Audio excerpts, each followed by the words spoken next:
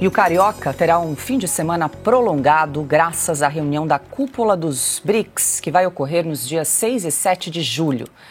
A Prefeitura do Rio de Janeiro decretou ponto facultativo no dia 4, sexta-feira, e feriado em 7 de julho, segunda-feira.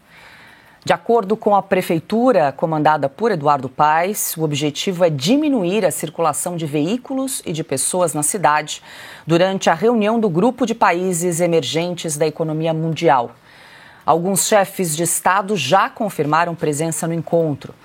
A participação do mandatário do Irã, Massoud Pezeshkian, mesmo em meio à escalada do conflito no Oriente Médio, deve vir ao Brasil para o encontro. A informação foi dada hoje pelo embaixador do Irã no país, Abdullah Nekunan. O Irã passou a integrar o BRICS em 2024, quando o bloco passou por um processo de expansão que incluiu outros 5 países. O Palácio do Planalto, no entanto, foi avisado que outro aliado de Lula, o ditador Xi Jinping, não deverá vir ao evento. Se confirmada a desistência, será a primeira vez que o ditador chinês perde uma cúpula do BRICS. O ditador russo Vladimir Putin também não estará no Rio. Ele tem evitado viagens internacionais para países signatários do Estatuto de Roma, responsável pela criação do Tribunal Penal Internacional, que expediu mandado de prisão contra o ditador por crimes cometidos na guerra da Ucrânia.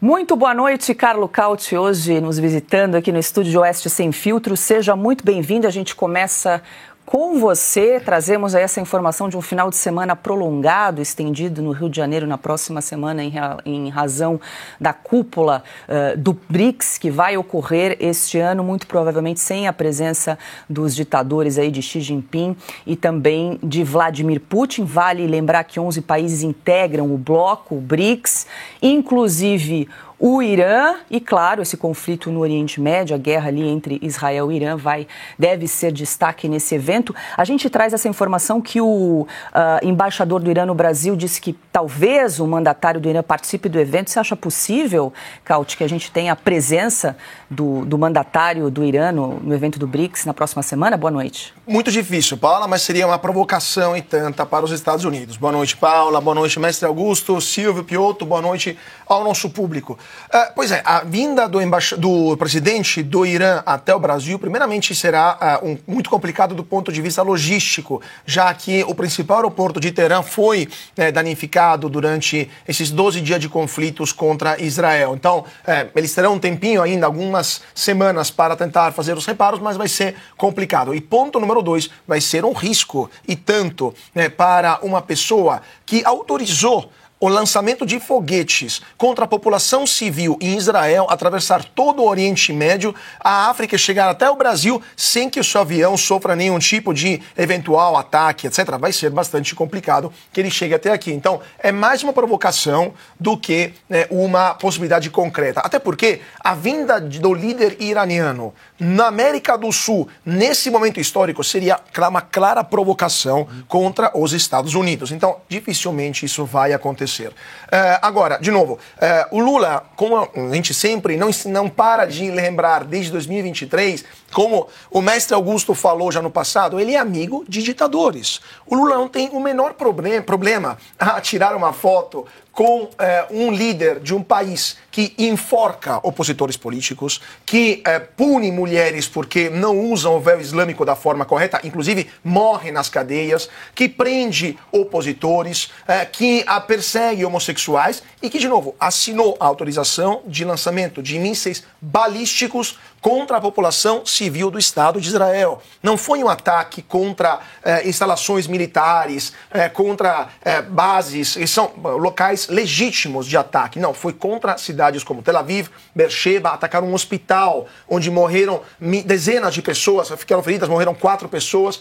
Então, assim, é um criminal de guerra. E Lula não teria nenhum problema a fazer uma foto junto com um criminal de guerra. Portanto, na melhor das hipóteses, esta pessoa não conseguirá chegar ao Brasil por razões logísticas. Na pior das hipóteses, para o Brasil, teremos mais uma vez a confirmação de que a diplomacia brasileira está perdida e não tem mais rumo. Estamos progressivamente indo em direção não das democracias liberais como a Europa, os Estados Unidos, a Austrália, mas de ditaduras sanguinárias e de regimes opressivos.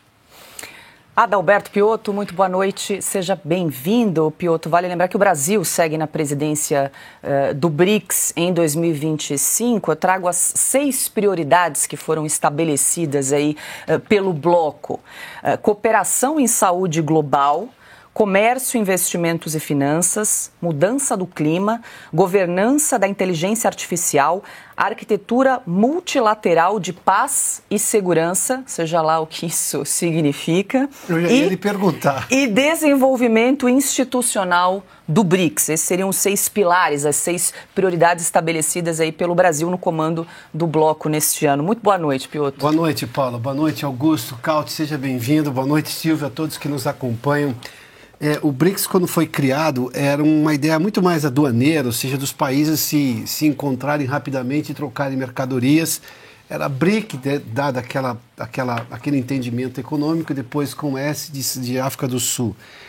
O Lula agora evita até falar BRICS, ele fala, na verdade, Sul Global, embora só o Brasil e a África do Sul estejam nesse Sul Global, debaixo do Equador. Acima do Equador estão China e a Rússia, digamos, os sócios fundadores desse BRICS, né?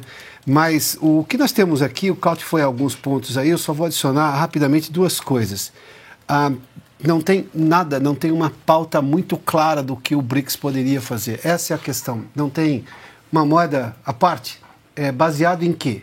Porque para você criar uma coisa dessa, você vai ter que ter primeiramente consenso. Que consenso você pode fechar hoje com a China? E que consenso, por exemplo, a Rússia vai bancar até o final? A África do Sul não é exatamente tão relevante assim. O Brasil seria relevante não fossem as escolhas diplomáticas sempre do lado errado que tomou o Lula, ou seja, perdeu relevância. E aí você tem, sem contar todos esses novos agregados aí ao BRICS que criam problemas, a começar do Irã, que hoje tem uma coisa muito mais importante com que se preocupar. A manutenção dos próprios ayatollahs do regime no Irã, e a reconstrução do país depois, ou a reconstrução do programa nuclear, como eles gostam de chamar. Qual é a pauta que une todos esses países? Nenhuma relevante do ponto de vista do que está acontecendo no mundo hoje. Enfim, estava marcado o evento, vão fazer o evento, mas o resultado normalmente, até pela pauta que você anunciou aí, Paula, clima, arquitetura global, não sei do que, é conversa de diplomata que não tem pauta clara. Reuniões como essa precisam de pauta clara. A parte da irrelevância da ONU hoje é porque as pautas claras foram abandonadas ao longo do caminho por coisas muito menores e sabe-se lá com que interesse.